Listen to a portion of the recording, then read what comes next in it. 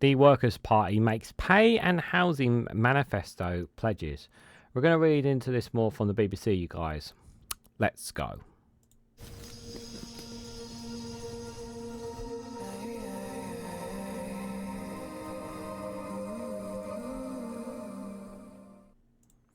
Good morning, good afternoon, good evening, wherever you are in the world. This is Reganelite here with an article from the BBC with the headline of the Workers' Party makes pay and housing manifesto pledges. The Workers' Party of Britain, the WPB, has launched its election manifesto with a series of promises to improve poverty pay and boost social housing. Guys, while you're here, make sure you hit the like button and share it across social media so others are notified of this video. So in case anybody asks, no, I will not be covering the Workers' Party's manifesto in full in detail, unlike some of the other manifestos that I've been covering. Obviously, if you want to see the ones that I've covered, you can check out the manifesto playlist on the channel. I will say, obviously, that I don't expect them to make any gains whatsoever, gain any seats, and I honestly will be surprised if George Galloway holds on to his seat. They're not really a party that's really making any much attention, and one of their candidates who got talked to didn't even know what their own policies and pledges stand for.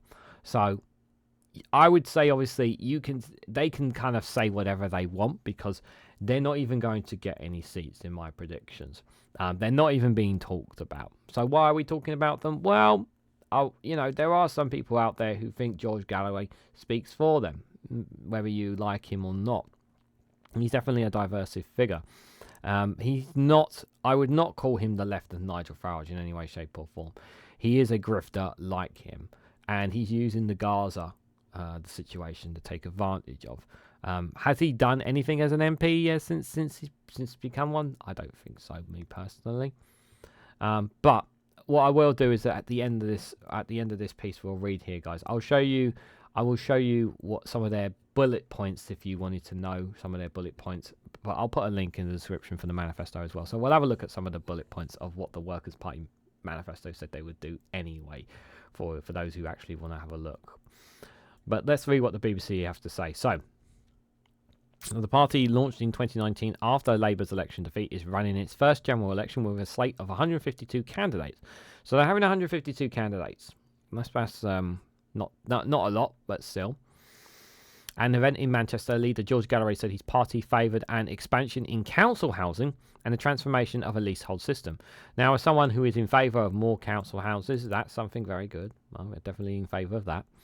Other policies, including raising the tax-free allowance from $12,570 to $21,200 for 2 million low-paid workers. Unlike the main parties, the WPB has not detailed how its policies would cost in a separate document. Pressed on how his parties would raise funds, Mr. Galloway said hundreds of billions could be saved by scrapping the UK's nuclear weapons. So he wants to get rid of Trident. There. There's mixed people, how people feel for it. People see it as a waste of money, Trident, and I can understand that. Mr. Galloway, who became the first MP in March by winning a by-election in Rochdale, used a press event in Manchester to launch the party's policy platform entitled Britain Deserves Better. Britain Deserves Better. It's a good slogan, but I don't think you can give that. In a wide-ranging speech and Q&A session with reporters, he launched a series of broadcasts against the two main parties, plus Reform UK leader Nigel Farage.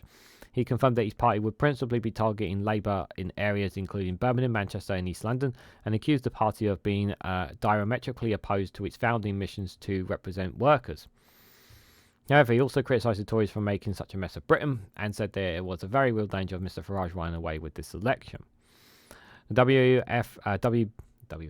WPB describes itself as a socialist and working class party that wants to bring about a redistribution of wealth and power in favour of the working people.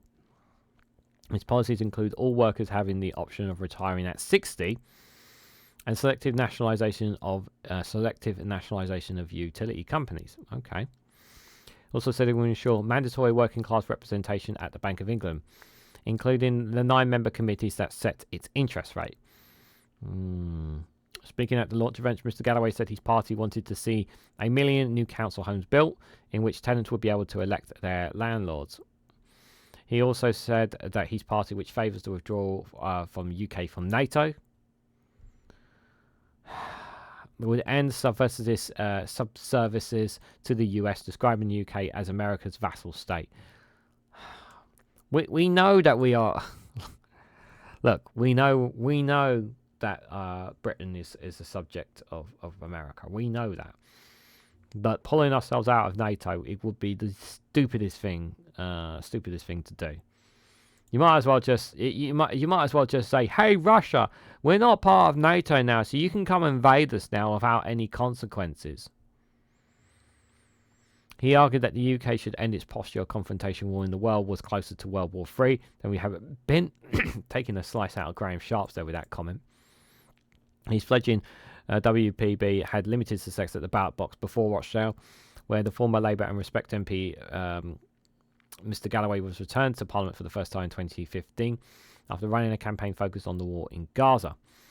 Mr Galloway predicted his party would win hundreds of thousands of votes at the election on July the 4th, but this would not result in proportionate number of MPs, describing the UK's electoral system as rigged against smaller parties. And I agree, it is rigged. The voting system is rigged against smaller parties. I don't think anyone at all is disputing that in any way, shape or form. The system is unfair, to be fair on that.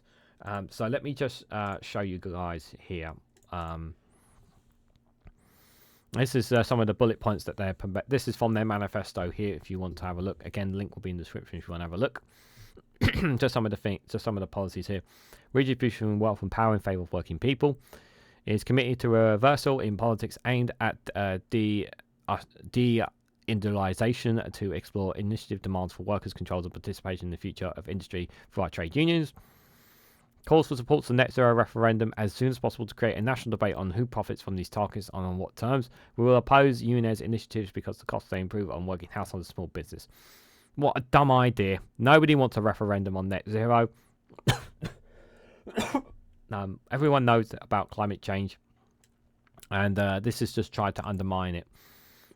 I promised to undertake a major review of pension policies with the ultimate aim of restoring a lifelong commitment through earnings to inadequate pension provisions, with all workers having the option of retiring at 60. That sounds great. I would like to retire at 60. I don't think I'm just not sure how you can cost fund that. Legislate to support workers and managers in acquisition of productive enterprise with their assets, otherwise would be closed to distribution to shareholders where the companies is either intended to be sold or a foreign owner to be closed in order to export production overseas. Support campaigning to preserve the right to use cash. We are not laddies when it comes to digital currency or fintechs. Our demands, however, is that this and other technologies, including blockchain and artificial intelligence, are under sufficient community control to ensure positive social and economic outcomes for the working class and the vulnerable. Immediately increase the personal tax threshold for the poorest paid. Removing tax entirely for the first 21,200 of wages for 2 million low-paid workers. And at the same time, we commit to a one-off wealth tax on all estates valued fairly at over 10 million to make a start on redressing the colossal gap between the wealthiest 1% and the rest of the population. I don't have a problem with this. I think this could work, but I think I would ever see a Labour government introduce that. We will ensure working class representation throughout the governance of the Bank of England. Again, I don't mind that. We will fully renationalise the NHS, commit to significant spending on social and economic infrastructure, and implement major efficiency changes. I want privatisation of the NHS taken out, but that doesn't fix the crisis that we're in. Take decisive role in parliamentary industries in which our NHS depends. An entirely private pharmaceutical industry is uncommon alongside a public health system. Without close monitoring and significant control, it offers a respite for profiteering at best of dangerous malpractice at worst. Yeah. I don't really have too much to add on that. We will support Britain's children by committing to free public travel arrangements, mirroring those that currently exist for children in London, by offering them to the rest of the country. Furthermore, we will support provisions for free, good quality and nutritious breakfast and lunch meals during times to all schools and children without test meaning. Committing a review to policing priorities, we will support a refocus on street safety and estate crimes as an antidote, policing by Twitter and criminalising speech and thought. We know about their stance on Gaza. Committed to offering a long-term and well-organised socialist alternative to the corrupt Labour Party, and there's nothing more than a wolf in a sheep's clothing, apparently. undertake for a throughout review of our defence and foreign policy, and calling for a referendum on the membership of NATO there as well. Okay.